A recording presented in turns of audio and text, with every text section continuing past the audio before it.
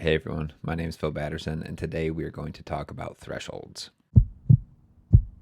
I recently made a post on my Instagram that was looking at how to estimate fatmax from a lab based on different thresholds.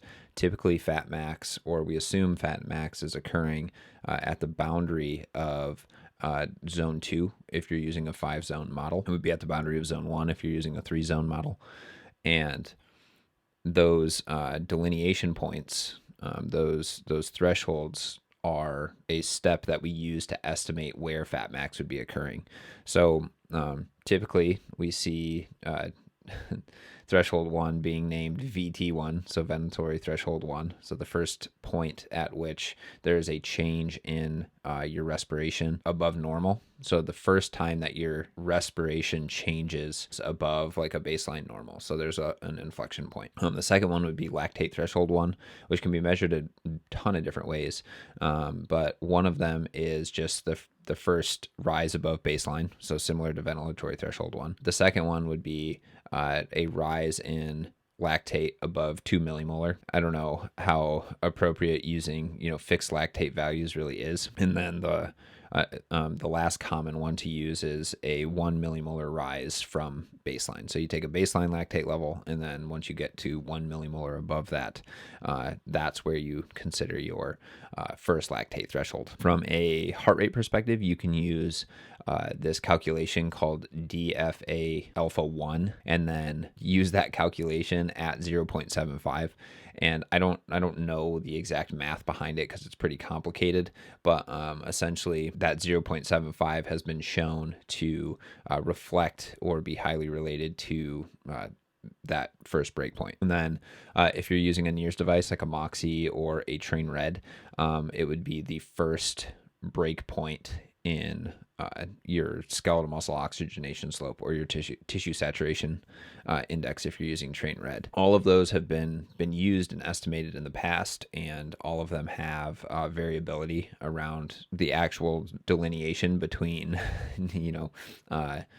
moderate to heavy exercise domains. Then I guess the final way to actually measure fatmax or estimate fatmax on any given day would be to wear a metabolic device that can measure your oxygen and your CO2, and then use that respiratory exchange ratio, which is the ratio of oxygen consumed to CO2 produced, to then give you an idea of where your fatmax is actually occurring.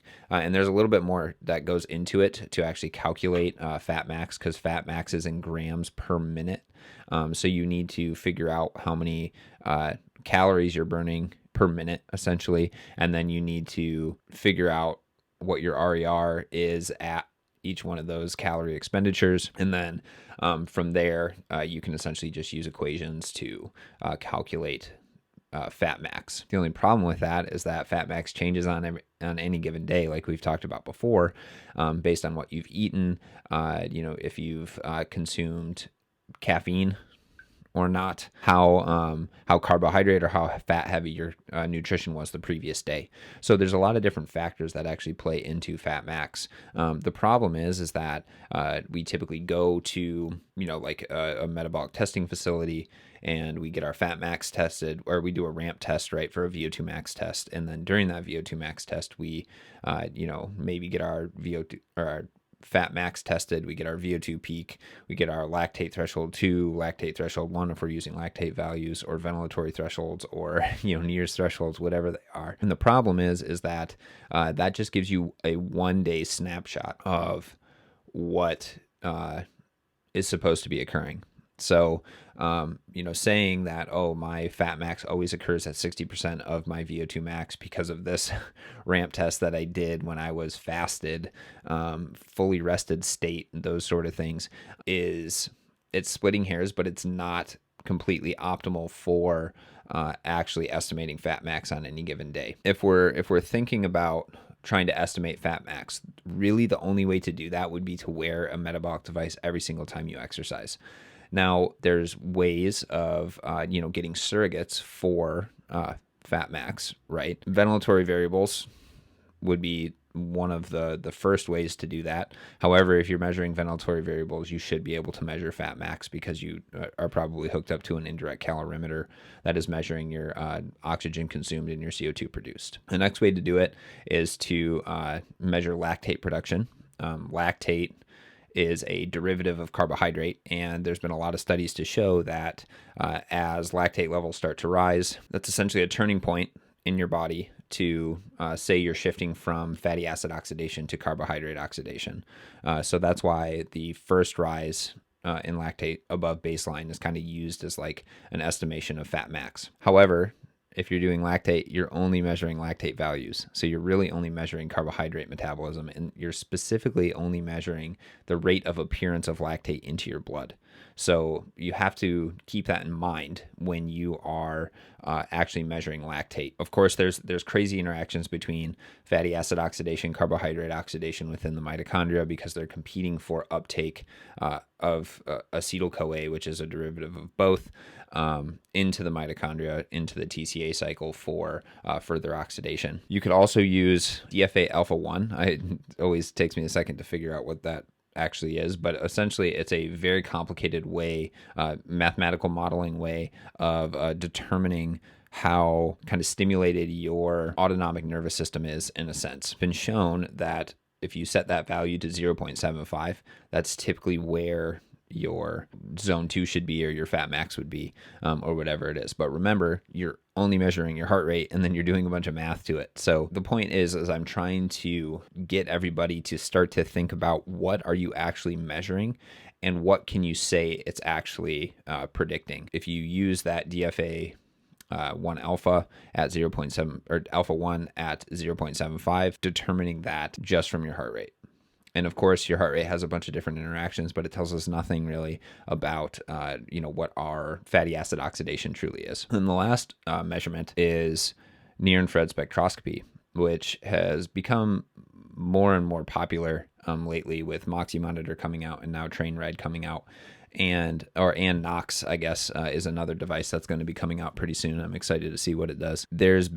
So essentially what a NIRS device does is it tells you how much oxygen you have underneath the sensor. So within your skeletal muscle, because the depth of penetration of these devices, it should be into your skeletal muscle. So when you apply load, you use more oxygen. Oxygen is only used at the mitochondria in complex 4 as the final electron acceptor within the electron transfer system. And it gives us an indication of how much oxygen is being used. And from there, with the idea that oxygen availability is correlated to metabolism, or oxygen availability and utilization is correlated with metabolism, and fatty acid oxidation only occurs within the mitochondria, then we can get some sort of level of idea when maximal fatty acid oxidation is occurring. However, you have to remember that NIRS devices only measure skeletal muscle oxygenation or tissue saturation index. So it's only measuring your oxygenation levels and those changes, those trends in oxygenation levels as you go down. So it doesn't actually tell us, what specific substrate we're oxidizing at any given time. All that to be said, if you're going to measure or estimate that delineation between your moderate and your heavy intensity domains, so that threshold 1, just remember that every single thing that we use has its limitations. What is it actually measuring? And are we truly measuring fat max, or are we really estimating, say fat max or boundary of zone 2 or whatever it is? I know it's a little bit nitpicky. It's something that I've been using a lot, or saying a lot, is like, oh, fat max occurs generally at zone 2.